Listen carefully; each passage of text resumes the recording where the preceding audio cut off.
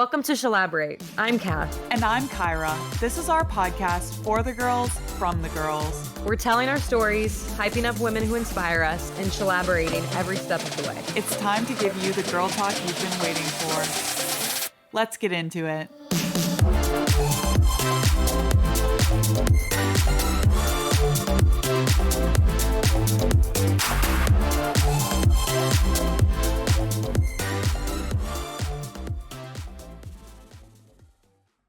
Welcome back, Shalaborators. We are very excited. We have a special guest this episode, someone who is very near and dear to us and who has been listening to all of our episodes. So we're very excited to have her on this show. Yeah. Hi, Mom. Hi, sweetheart. Hi, Kyra. How are you? Good. Hi. Good. We are very, very excited to have you on the show. As am I. For, I think, a lot of different reasons.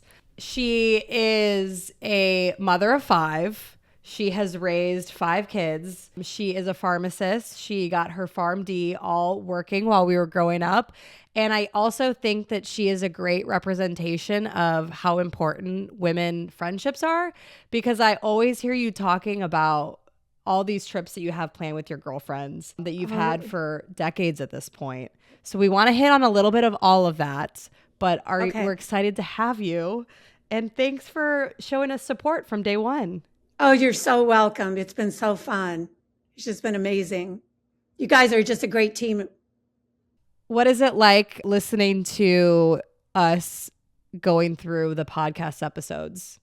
Because you say a lot that you learn a lot about us. Absolutely. Absolutely. And in regards to you, I'm learning things that I never, wouldn't have thought of, wouldn't have known, So that's been really cool. And just to try and be kind of hear you from objectively, that's been kind of fun. The one thing that's amazing to me is the language that I'm not aware of, aware of.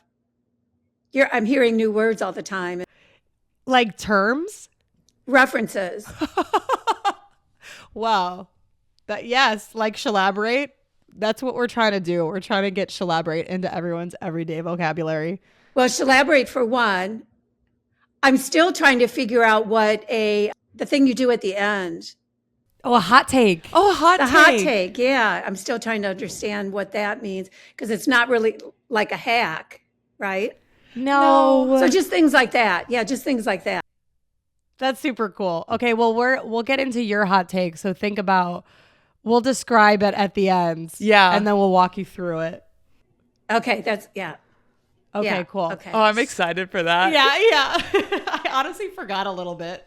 All right, so I think that we should start with kind of how we started the podcast, which was the importance of female friendships and just having a bunch of inspirational women in your life, friends that you've had for years or decades. So can you talk a little bit about, you grew up with 3 sisters, you've had kind of these groups of girlfriends throughout your life. So what has female friendship meant to you throughout your life? Well, interestingly, I am connected and still in touch with my grade school friends, Grade friends school. I grew up in the neighborhood and then went to grade school with. Yeah.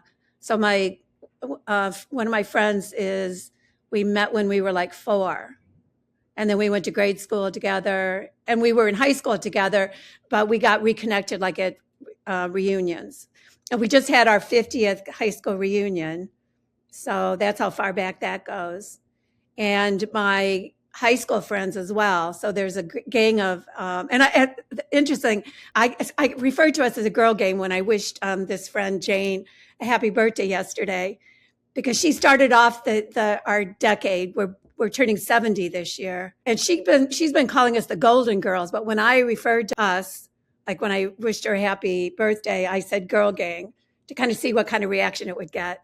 So I kind of used your nomenclature there. Oh, I love that. That's so cool. So, yeah. So anyway, there is 8 of us. 8 of us, and we get together. We've been getting together for our decade birthdays, so we did our 60th, we did our 40th. I'm not sure about 50, just because that was when a lot of activity was going on with everybody. But so we did, and we're planning our 70th. And we've been going to our high school reunions too. So we see each other there. And none of us live in the same town that we grew up in. Well, except my grade school friends do. But none of my high school friends. So when we get together for a reunion, it's going back to, to our hometown, which is Streator, Illinois. My mom, who is 93, still lives there. So I get back there. There was a time when I was going once a week. So I get back there often. So I get to see my grade school friends that still live there. There are 3 of them. And we were cheerleaders together in junior high. So we got together and we recreated one of our poses of our cheerleading. Just a lot of fun. And it's just cool to have that connection that you don't have with anybody else in that time frame. And the other thing we talk about is the connection that we have to this home, because our hometown was like a blue collar factory town. And so those of my friends that are still there didn't have the opportunity to go to college, the way that my high school friends and I did. And so it's a different environment, or a different connection, but it's them really appreciating what our town meant to us. And that doesn't happen with a lot of other people that I run into, like at the reunions. They're saying God, I'm glad I got out of here and things like that. Whereas we have this deep-seated connection to what Streator means to us. And that's just really, really special. Yeah, really special. I think my biggest question is, how have you maintained these relationships for so long, especially when there's distance? That's something that our girl gang is starting to face now. We all started out in the same place in North Carolina. And now Kathleen and I are the only 2 left in North Carolina. And we've tried really hard to maintain those relationships. And I think that you're a huge inspiration. And so is your girl gang, and that you guys really have maintained these relationships despite the distance. Yeah. And actually, part of it was a reconnection too, like I said, from the reunions, because when we were your age, we probably weren't all, it is a unit connected. And then there was a period of time, like when the 5 kids were all little, that I probably wasn't connected to anybody really. So partly it was a reconnection, and that would be more with my grade school friends, with connecting at a reunion. My high school friends, it was kind of like, Christmas cards and, like Jane, who she has the most unique personality because she's very old school. So she still does handwritten notes and stuff like that. Oh, wow. Whereas for me, one of the things I would say would be messaging, and has helped a lot, right? Because you can do a thread of 8 people, what I now refer to as our girl gang thread, where everybody wishes somebody's birthday. So everyone's going to get on there and have her happy birthdays. I'm not on Facebook, which Kathleen knows, partially because I appreciate the one-on-one more than I do. I mean, I appreciate the girl gang in a way of getting together and having the fun and the slumber party kind of atmosphere. But when it comes to a birthday, that seems so personal to me. For Jane, I just made a point to wish her a happy birthday so that I can really connect with her, say how things are for you, tell her about my family, you know what I mean? Which, isn't really as conducive on a thread, on a message thread. So back to your original question. So I think it evolved over time, when we got to when the kids were, older. But there's a lot of uniqueness in our gang in terms of what we wound up doing with our lives too. So that's kind of cool to be able to just really appreciate the uniqueness of us all. One of our girls that we found out not until we were all on our own that she was a lesbian. And we didn't know that in high school. And that's a whole nother podcast, right? Just the difference that the society has taken from that time, 50 years ago, to now. So there's that. And then one, I would say, what is probably a evangelical Christian. She grew up a Lutheran, so I knew she was always, like faithful, very faithful, had a very, strong faith life, which I admired. I find that just like amazing that there's that respect and that just for all the differences that there are. There's been a couple of divorces, one that divorced and never got remarried, one that did had, got divorced because her first husband didn't want a child. Just so many things that are just like fascinating. So kind of, yeah, I mean, it is really amazing. I love hearing about your girl gang because I think that there's so many parallels in our own girl gang. As you're describing some of your friends, I'm like, oh, that kind of matches with the girls who are in our girl gang. And we always say one of the coolest things about our girl gang is we are all truly so different that it's kind of honestly a miracle of how we all become such close friends because we are so different from one another. Okay.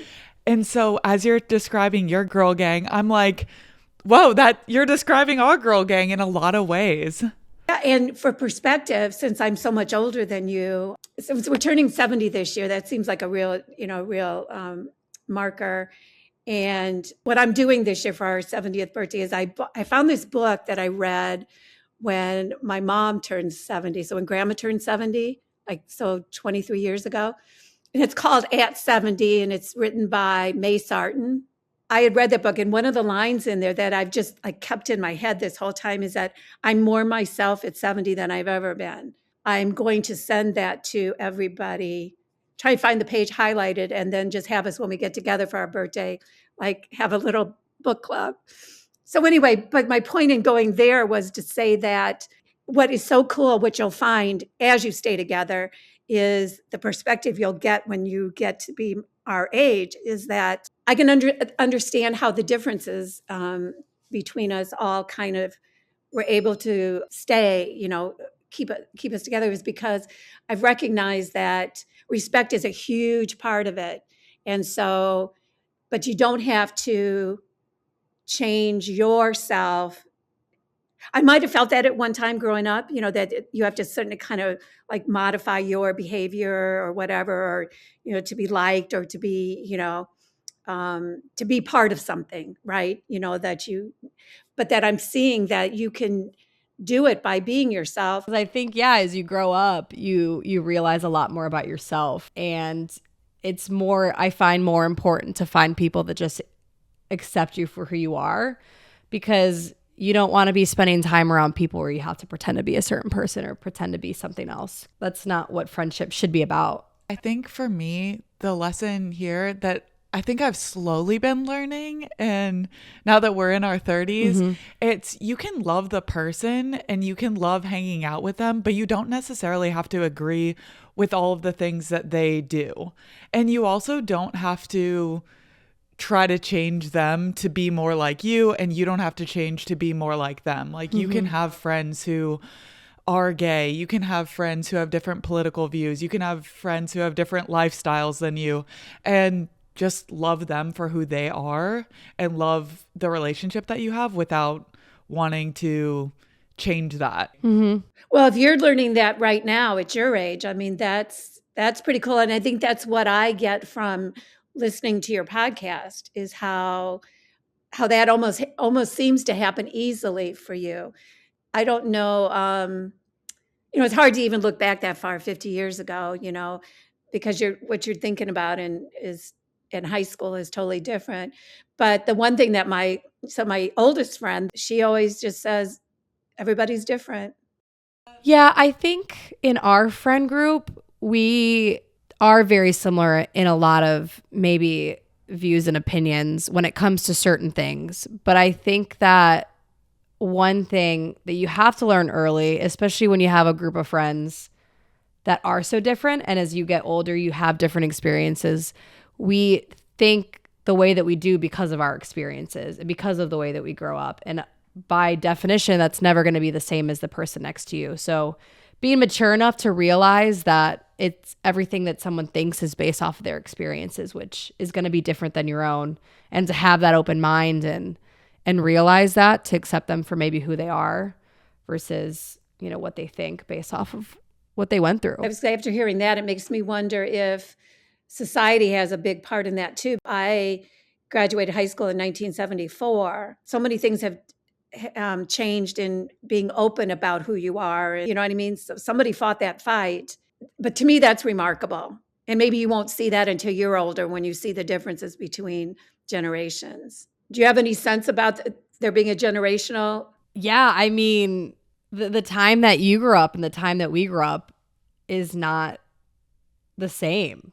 I mean, we have social media. We are in a time where it is a little bit more acceptable to be yourself, despite maybe the political leanings either way. I think also in particular, we are the beneficiaries of so many strong women who came before us. And even though it feels like we are sometimes trailblazing, we are still walking on all of the pathways that women from your generation enabled us to do. And I think we'll get into that a little bit later when we talk about your story of raising 5 kids and you going to school and working. And now for our generation, I think that that's kind of become more of a norm, but we are the beneficiaries because of the hard work that your generation did and passed down to us.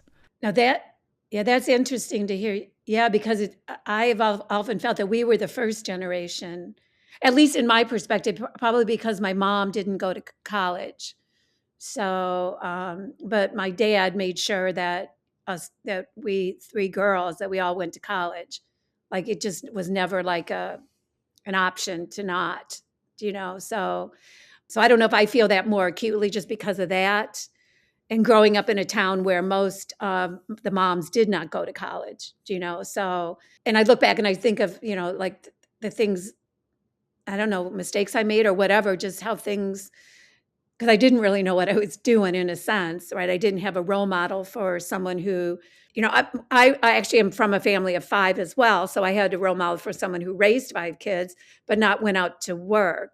Yeah, well, do you want to get into that story a little bit of how you made that decision to take a step into pharmacy? I actually, when I was in high school, my loves and my strengths were in English and writing and reading and all that. And so I had thought I was going to be a history teacher and then go get a counseling degree. That's what I was always going to do. And then my dad was a pharmacist. And so there were 3 of us or 4 of us girls, and we started working for him when we were 15. So, you know, we were exposed to it. And then I just somehow at some point realized that more than going to college and having a career, what I wanted to do was be a mother. So I knew that more than anything. So my dad had a woman who worked for him. Back in the day, the pharmacy was open from like 9 to 8 in the evening. And so she would do like a 6 to 8 shift. And her husband was a pharmacist, and he worked across the street at the hospital, and she had these 2 little boys. And I just thought, wow. I mean, I just thought I loved her life. I thought, here she's a professional, so she makes good, you know, she makes money, good money. And so then I thought, that's what I want to do. Because, and the other thing is, she can just work like 2 hours a couple times a week or whatever, and still, you know, be a professional and still have that interest and that opportunity to do something interesting. So that was really what it was. Then I just decided when I was a senior that I remember going to my dad and saying, you know, I'm thinking about pharmacy, but I knew also that, you know, chemistry was not my strength. I got a D in chemistry in high school. Math, not so much. So I was concerned about whether I could do it. What we decided, I would just go to like a state school for 1 year and then transfer to, and I wound up going to the same school that my dad went to, which was Creighton in Omaha. Then I struggled that first year just trying to keep up with, you know, chemistry and stuff like that, but did it. And then transferring to Creighton was a huge plus because it was a smaller environment, more academic focus. My friends and I would go to the library after, meeting it for dinner, whereas at the state school, it was like they'd go out and partying and I'd be walking to the library by myself kind of stuff. So anyway, that was so I had a lot of advantages, the fact that I had a father that, was a professional, was able to, at the time, put us all through school. And I never took that for granted. I always felt that even when I was feeling kind of struggling about being a mom and working, I just always felt, I just can't waste this degree that my dad made sure that, I had the opportunity. He always said, you need to have something to fall back on. I always wonder what my mom thought when she would hear that. Then I worked before I got married later. So I worked for the first 6 years, running a pharmacy that my dad and I had bought together. And then when we got married, even my dad said, I kind of thought, well, I could do both. I could run the pharmacy. And my dad, being, kind of old school himself, just said, no, I don't think that you can, which I think was sound advice. I don't think that you want to do that. So then I was able to have the family that I wanted and still have a profession, so. Being a professional and having a job was really important to you. Why was it important to you? Yeah, I felt it was important. Times had changed enough that since I had the advantage and the gift of being able to get a degree and be a professional, that I could help. Then your dad didn't have to feel responsible for being the sole provider, and because it was very clear that that's when two income houses were families were starting, and so I just felt I could help, and I thought just being able to use my intellect too, was I like that, being out, the socialness of it. My first job was behavioral health hospital. And I saw an ad, and it was for a pharmacist where they just needed some help on part-time. And it was turned out to be 4 hours every other week. And so I go in there, to interview, and I thought they're not going to hire well, they did, because so that's how small I started, but it was something, what I mean? It was just to be able to do it. It was close to home. I could get there in 5-10 minutes, and and then it just kind of evolved from that to where, by the end of, my career, so to speak, I went to work full time when Annie, our youngest, got her driver's license. So I was able to kind of, just work part-time, gigs and things like that, so just very blessed. I mean, I just felt that if I didn't work, I would be wasting a lot the opportunities that I was given. I really like that your story kind of shows how you can do both, and you can choose how much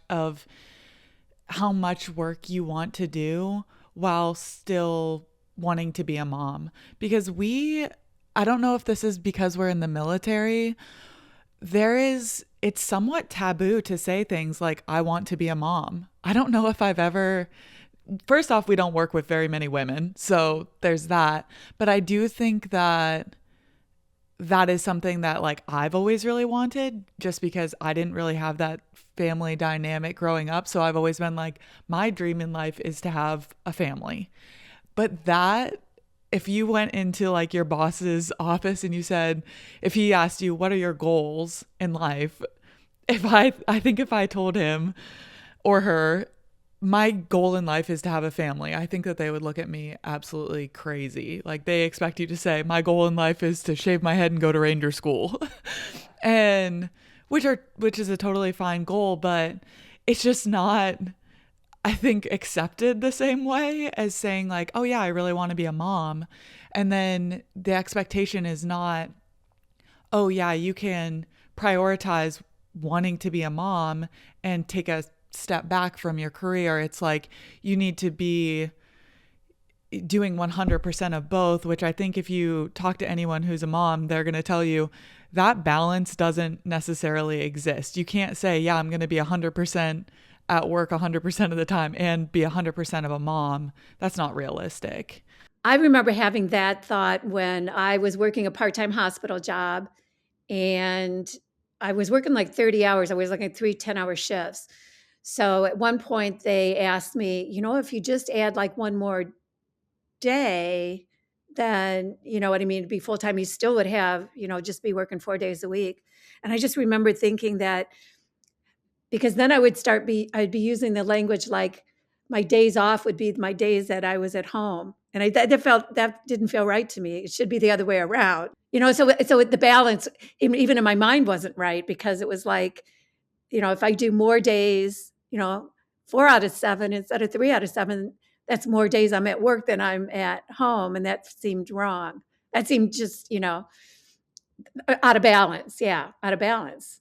So I did it for a little while and then just said, no, I can't do this. But then the other point was that one of the reasons why I went back to school, though, was because opportunity at this hospital made me realize that's what I really enjoyed. I really liked the hospital work.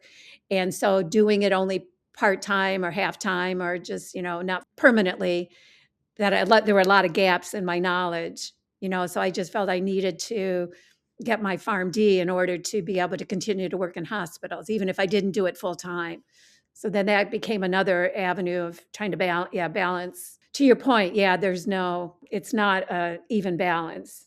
Yeah, you have to truly choose like what matters to you and then prioritize that. And I think it looks different for everyone, but I like that you're not saying, oh yeah, like I was able to do everything all the time. And it's a very refreshing, realistic look at priorities, and you made your lifestyle fit those priorities. People ask me how I did it. I just said sometimes not very well, because there's a lot of emotion trying to do the balance. When you're at work, you're wishing you were with the kids. When you're, with the kids, you're thinking, oh, it's easier going to work. I mean, just that. Sometimes I wonder about the effect that it had on the kids, not having a mom that was totally, focused on that. But I have to say, I was only able to do it because of Kathleen's dad. I mean, 100% completely supportive about, my time in school and just being there for the kids. I mean, having his full-time job and still being there, I would say 100% for the kids. That was my perspective. You have made that comment before about like how it affected the kids, but I think having two parents that worked who are like very supportive of each other is like the exact type of relationship in life that like I want to emulate. Working isn't even a question. Having it all, whatever that means to you, isn't necessarily a question. Like that's what I grew up with. I grew up with a mom that made it work, was working, was going to school. And I think that's such an inspiration to grow up with. Yeah. And I think there was a point when I said, you know what, I'm just modeling what you girls are going to be faced with. At least I was doing that. I was modeling for, what you girls were going to be. Oh, and the guys, for that matter, their wives, right? Or their significant others. Yeah. But I just felt, it was just modeling what the times were going to be anyway. Was that a deliberate choice or thought? Yeah, it was a conscious thought. Yeah, probably when I was starting to feel maybe the stress of it or something. I think probably every mom just feels like you could have done better with your kids. When I would feel like somebody was missing out, or I wasn't, there for somebody, or wasn't the kind of mom I would have wanted to be because maybe I was stressed out or whatever. Maybe then, maybe so, but maybe I would have said maybe our parents had the right idea, stay-at-home mom and the dad that goes to work and all that stuff. But I knew that wasn't really my personality. And I also then would have the thought, well, this is what our kids are going to be dealing with. They're, the girls are going to be the, if they choose to have kids, the moms. And for the boys, it was kind of like then they'll understand what their wives are, dealing with if they have kids. Can you talk a little bit what it was like raising 5 kids? Raising young Kathleen? I think, right when you grow up having family of 5, that was a very common thing. But I think maybe, and correct me if I'm wrong, when you were coming up, like I didn't have a lot of friends that had 4 siblings. So I think it's such a unique story and an idea that you were raising 5 kids also while working also in a time that people really aren't having 5 kids. Yeah. And I don't know that I thought that much about it until we already, you know what I mean? There were already 5 there because you know what I mean? Because at that time, I'm still kind of close to knowing families that had, there were families that had there was a family in our hometown that had 14 kids. You know what I mean? So it's like we were like medium by then, Did you want 5 kids and did you like plan that? This is my favorite story. Oh, I love this story. I tell it all the time. Well, one thing I would preface it by saying that when people go, how did you do it with 5 kids? I always say what's more remarkable for my husband, because he was an only child. I grew up in a family of 5. So to me, that's the remarkable part of the story. I appreciated growing up in a family of 5 kids. I just love the connection I have to my sisters. So there's one brother at the tail end. So anyways, when we were getting married, then we're going to these classes and we're talking about our plans or whatever. And so when the subject of children came up, I said I wanted 4. John said he wanted 2. So we said we'd compromise at having 3. And then we wound up with 5. So to the planning question, no. Plus your dad has a funny story. Do you want to tell that one? Yeah. I also tell this one a lot you know how kids grow up, they're like, oh, was I planned? Was this something that you guys wanted? So I remember asking my dad, was I a planned child? And he says, you're 14 months younger than your brother. What do you think? I'm like, oh. And you're number 4. Okay. Yeah, you're number 4. Yeah. So don't even get me started about Annie. So 4 seemed reasonable at the time when we were going into, parenthood. It was like, okay, 4. Yeah, but just wound up with 5. But the thing about it is, I remember when I thought I might be pregnant with Annie, but wasn't sure. I remember thinking, if I'm not, I was going to be disappointed. So I really liked being pregnant. You know what I mean? The whole thing of having children was special to me. Yeah, it was very meaningful to me. So I think one thing that I want to ask you is just when you look back at your life and building the friendships with your girl gang and raising 5 kids and working as a pharmacist, what are some things about your story that really stand out to you as moments that have made you into who you are today?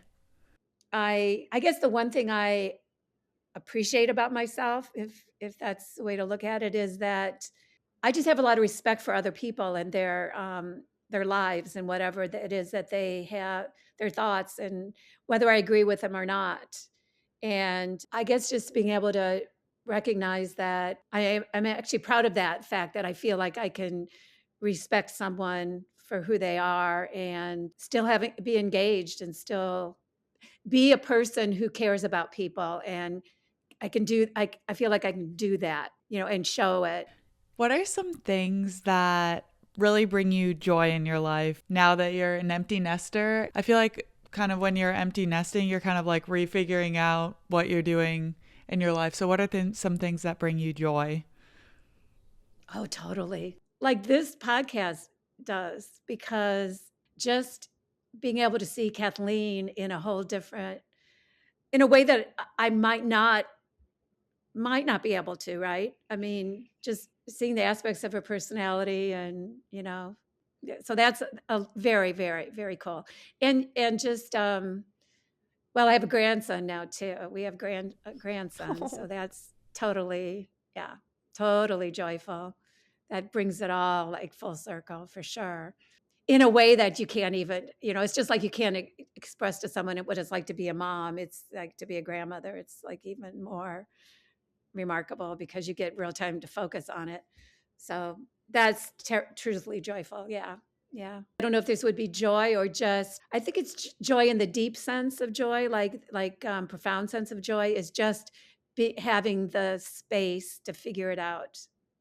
Like you said, like as an empty nester, knowing yourself more and who you truly are and not who you were, like even so far as to say like who you are, like in trying to be a good mother, like, is that the things I was doing, was that really me? I mean, it's just because there's so many there's so many things that you're trying to manage, and um, the connections you want to make sure you're making the right connection with each of them. And so just what was I always really expressing myself as who I was, because when you get to this point, like I said, 70, you do kind of see yourself differently.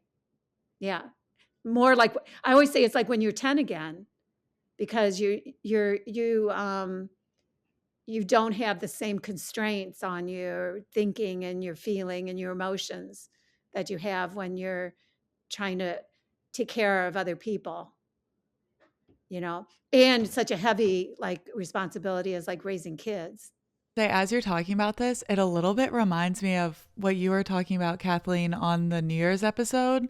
As not that you're an empty nester, but leaving the military, you really get to decide who you're going to be now. And I feel like that's kind of the same same thing that you go through as an empty nester. Yeah. And it's just very interesting hearing you talk about. So that's pretty cool. Hearing you talk about that, and then you're about to a little bit in a way go through that with leaving the military. Yeah. Just different phases of life. I am really interested as making those transitions, right? From graduating college, having a job, into being a mother, into being an empty nester. Did you feel like those specific transitions changed you, or like you had to change in order to fit that phase of your life? Oh, for sure. Yeah. Yeah. Because I always sometimes think when people say, ask a question, like almost, they say it's like a profound question, like, do people really change? And I definitely think people change. I think you have to. I don't see how you can experience aspects of life without changing. And sometimes you don't realize it until you're looking back, when you're reflecting back and saying, what's the biggest change that you think that you went through? Honestly, it's being free to be, and I don't even know if that I'm 100% there yet, because I feel like I'm kind of just starting on it, to be completely myself and not to have to think about someone else's needs when I make my reaction or reacting in real time to a situation in an authentic way, rather than maybe trying to read what I think the other person needs from me. Which I'm sure is hard to like almost like deprogram yourself. It almost takes everyone moving out for it to happen, which is why I've always felt this way, but I feel like I kind of maybe didn't assert this as much, that I think that separation is just as important for the parents as it is for the kids, to be able to see clearly without having, something else to distract you. And maybe the distraction's in your head, where you just kind of start playing like, okay, so what does this child really need from me? What kind of mom should I be, rather than just being who I am, and then whatever happens down the road. And if they don't like it, then, oh, well, I was just doing my best. You know what I mean? If that makes any sense at all. Yeah, it totally does. Yeah. We're all just figuring it out. I feel like I always hear kind of the quotes of, as you get older, you realize that your parents were just people too. And I think this conversation kind of speaks a lot to that. Yes, yes. And because I heard it said, like, you realize your parents are figuring it out too. Like, they're human, and this is the first time they've done it. Yeah. That's the way it was put in something I heard, that this is the first time they're doing any of this. Like, this is the first time I'm empty nesting, or knowing what it's like to, have a house full and then not have, then be by yourself, So yeah. So I think the changes just come just while you're doing all that. Yeah. That's the only way to manage it, is to change. What advice do you have for anyone who's going through one of those transition points in their lives, whether it's from, high school to college, or college to a job, or job to motherhood, or motherhood to empty nesting? What advice would you have for someone going through a transition?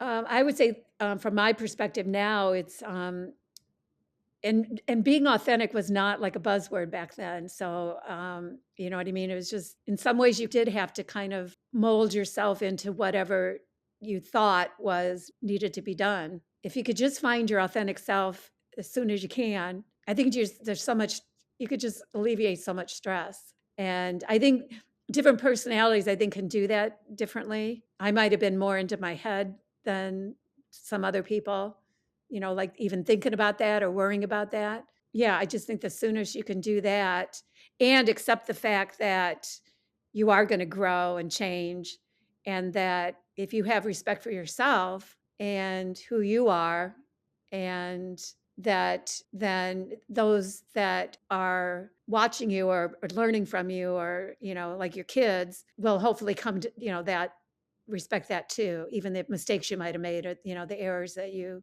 know, things you did that were might have been hurtful to your kids, or that your kids will grow into that as well. So forgive yourself, I guess, for those things too, then. Give yourself some grace, because it is the first time that you're doing things. And Yeah. one thing I always say is everyone's figuring it out. Like, nobody knows what they're doing. At work, you know, you see people, you think they have it together. They probably don't. They are figuring it out. We're figuring it out.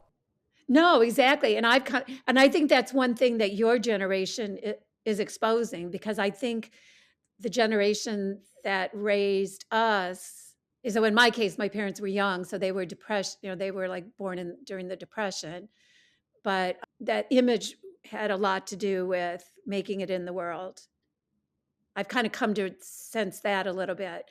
And I think that that's kind of getting broken down a little bit now, that you want to project who you truly are, not what an image. And isn't that why imposter syndrome kind of came up? Because people were kind of feeling it. And I think everybody has probably always felt it, but they try to use image as their way, you know what I mean? Like maintaining their image, you know, pretending to be what they're not really, and not being honest about it. I think it's especially poignant that your advice is to be your authentic self. And I know that that's a really big buzzword that people are like, be your authentic self now. But time and time again, when we interview women on this podcast, they talk about feeling like they need to wear a mask or like they need to fit into a mold, especially at work, usually.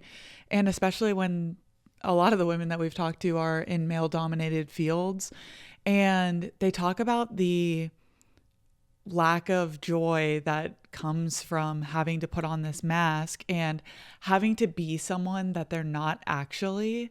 And I think it's very poignant that you now, looking back, say the quicker that you can get to being your authentic self, the better, because you are going to be happier. And I think we haven't really had anyone on the podcast explicitly say that. We've all kind of talked about this need to put on a mask and that we don't like it and we want to take it off. But I just really appreciate that you say, get to that authentic self and get to it quickly as you're going through these transitions. Be willing to change, but also be true to who you are, because I think we're all now in our 30s experiencing that and recognizing wearing the mask is not fun and it's not something that you can do long term. It makes you really unhappy. We're all trying to figure out how to not have that mask on. And sometimes for some of us, that's taking yourself out of a situation, taking yourself out of maybe that male-dominated society. And it takes, I think, time for us to find out and realize, you know, this might be my authentic self, but I have these restraints because I feel like I can't. Well, it's just wild how despite age, despite, you know, differences in careers, I think that there's this common human experience of wanting to be who you actually are. And it's hard. It's really hard to be who you actually are. Yeah. So that's what's interesting about being this age, is just seeing the contrast. Because the older you get, the more contrast you see between the lives of each, you know, like you and your kids, like in it, for example, or just people that are younger than you. So, and you know, you probably have that experience with being in a leadership role. So, right, you're like, you've got younger women and men under you, right? Like, what would be the largest age gap? Oh, I'm working with an 18-year-old right now. I see that my younger sister, who's 23, Yeah. is living with me. We were just last night talking about there is a big difference between being 30 and being 23. Yeah. Being 30 and being 18. So much. Yeah. And I think it is interesting because I think it is an age thing, but then I also sometimes think it's an experience thing as well. Like being in the situation that I am, there's a bunch of different age gaps, but there's also a huge gap in just experiences in general. Like I spent the last 10 years in the military. There's someone that I'm working with who's, I've got 10 years on that his only job was working at a Food Lion, right? And so there's just, I think, different life experiences that give you different perspectives. And so I'm sure once you get to your age, having done everything. Yeah, that's a very good point. Yeah, it's probably more true that it's experience more than age. Yeah. But then, yeah, you get older, you get all those experiences, you have that age on you. And I think a lot of the times all it really comes down to is perspective. And that comes from experiences. Yeah, and the older you get, and you're probably seeing that to a point, you just don't care as much in terms of what other people think. I mean, that. Yeah. I think we're already getting to that point. Yeah. You might be maturing faster. Well, you know what they say? In the army, you age like dog years. Yeah. So what's 30 times 7? 210? Yeah, so Kathleen and I are like 210 years or old. something. I think maybe you could equate that to motherhood too. Oh, yeah. Yeah. But I think Maybe. for motherhood, you add 7 years per kid, maybe. Oh, yeah. So you're really 7 times 5 plus 70 Oh, yeah. So, plus 2 degrees. yeah. You've lived a lot of lives. You've lived a lot of lives. Yeah, and it's so weird to see how fast it went. Honestly. I mean, people say that sounds so trite, but shoot. So what are you looking forward to in the future? Really what it is, the one thing that it's like slowing down, like doing everything slower. You kids call it mindfulness. So I guess what for me it's just maybe doing the same things, but just taking my time, being able to take my time at it and really appreciate even just the mundane things in a way that I didn't before, because it was like, I mean, now that I have the time, I can feel how rushed I must have felt all the time. Like I was just like going from one thing to the next. And so I'm looking forward to just living out the rest of my days, just really slowing down and breathing through it and just, whatever it is, just, taking it in. Okay, I'm dying to know, regardless of how embarrassing this may or may not be to my co-host, what is one of your favorite stories of young Kathleen? To speak to this 14 months between her and her brother. So they were pretty close when they were little, and they used to play Beanie Babies. They would dress them up in toilet paper. They'd make like clothes out of toilet paper, and they'd go underneath the kitchen table. As I guess that was kind of like their hut or something like that, and they'd play under there. So, yeah, just a lot. I mean, she was just a sweetheart. She just was always smiling, and yeah, fun. Yeah, I don't remember the toilet paper one, but yeah, that sounds about right. because I remember you made a bridal gown for one of them. Ooh, So I guess the very white from the fancy. toilet paper. I'm dead. Since your mom had a memory of your childhood, yeah. what's a memory that you have of your mom growing up? I remember so vividly getting to leave school to go to your graduation for your PharmD. Oh my gosh, yes. Yeah, I think I was in Wow. fourth Yeah. grade, and I remember I think I missed the states and capitals test because Dad pulled me out of school and we went to your graduation. What was that like for I just you? remember it being so cool. I mean, obviously, as a kid, I'm like, I get to leave school. This is cool. But like looking back and everything that we had just kind of talked about, like I remember just always like, yeah, my mom's in school right now. She's getting her PharmD. And that's always like the first thing I tell people about you. Because I think it was so cool as a little girl growing up and watching my mom like studying at night with me and like raising these kids who were crazy and getting to see kind of the pinnacle of that at your graduation. That was like really special, even though I was young and kind of probably didn't realize. Okay, that's cool That to was hear. cool. Because I actually I went back to school when Annie was 2, I think, and I remember someone saying to me that I needed to wait until the kids were older, and someone who had already done it, and I just thought to myself, oh God, if I do that, I'll never do it, because so my goal was to get it when I was 50, and I was 48, I think, when I finally when I got it finished. I think it's pretty awesome that very early on in your childhood, you got to celebrate your mom for an accomplishment other than being a mom. Because I think that that is sometimes something that's overlooked, and something that I think guys get to experience is accomplishments outside of being a dad. But moms are pretty, I mean, I think if we look like across the board, exclusively celebrated as being moms, but you got to celebrate her as being a graduate of a difficult program, which is, I think, a very unique experience and probably something that really ended up shaping not just who you are today, but how you view accomplishments and women in general. And I wonder too then about men too. You got to see your dad completely taking over, like picking up the slack.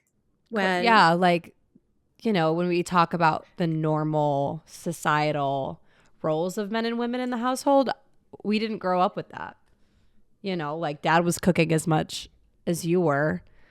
These men out here better beware. Kathleen has high expectations because her dad set the bar high. Yeah, my parents set the bar so high. Yeah, right. Yeah, they got a lot to measure up to. All right, this is our final question, and we'll walk you through it. So we want to know what your hottest hot take is. And when we say hottest hot take, we mean what is a opinion that you have that you think most people either don't have or would be really upset with you if they knew that you had that opinion. Oh, so upset is key, huh?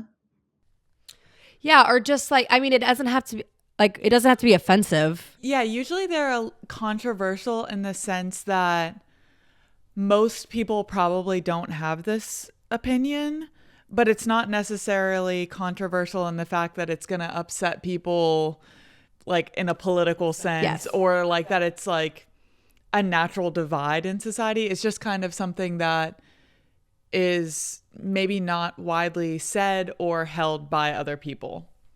Like Kathleen's opinion that fruit does not belong in dessert, which I vehemently disagree with. Yeah. Okay, same here, Kyra. Same.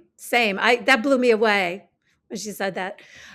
The one that came to my mind when I was thinking about it, that any untruth is a way of manipulating the reality of somebody else. So that's why honesty is so important. What made you come to that hot take? Because I hate like white lies, and I hate I just hate lies. When I know that someone is not telling the full story, the full truth, it's disturbing to me because it feels like a offense to the other person. And I actually had a friendship with a person where that was kind of her way of managing her world. And she was she was a classmate of mine when I got my PharmD. So it was someone that she came to be like directors of pharmacies and stuff like that. So she made a really nice career for herself.